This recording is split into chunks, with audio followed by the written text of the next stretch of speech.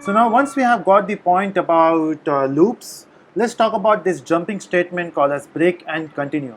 So what we'll do is, let's say I have a loop here which is for loop, and I'm starting with 1 and I'm ending this value till 10, and I'm saying I plus plus. So I'm iterating a loop 10 times, right? So from 1 to 10. I want to print all the values of I. So I would say value is, and then I will print I. So that's how you concatenate two things. So this is your string here, and that's your variable. So when you want to print string and a variable, you have to use a plus operator. Okay, let me just run this. Okay, so that's the output we are getting from 1 to 10. But let's say I don't want to print 7. So if the value is 7, I don't want to print it. So what I will do is, I will say if the value is 7, and then what will happen? In this scenario, what we'll do is, we'll simply say continue.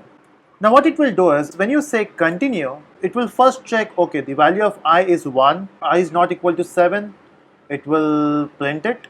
Then 2, I is not equal to 7, 2 is not equal to 7, it will print it.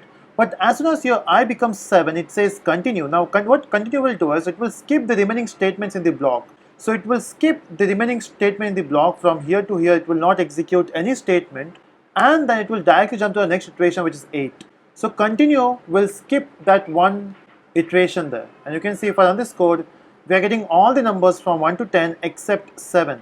You can see after 6 we got 8. Because for 7 I'm saying continue.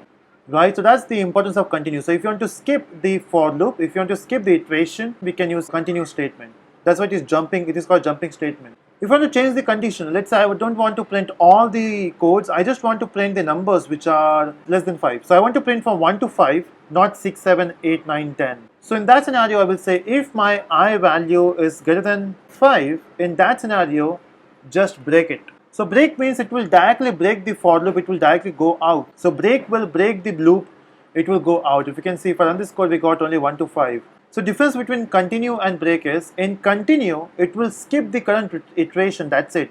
It will complete the remaining iteration. The break will break the loop. So it will not allow any further statement to be executed. Okay, so even if I say I equal to 5, if you're thinking that it is because of all the values are greater than 5, let's say if I equal to 5, if it works same as continue, it should print the other stuff, right? But it's not printing the other stuff.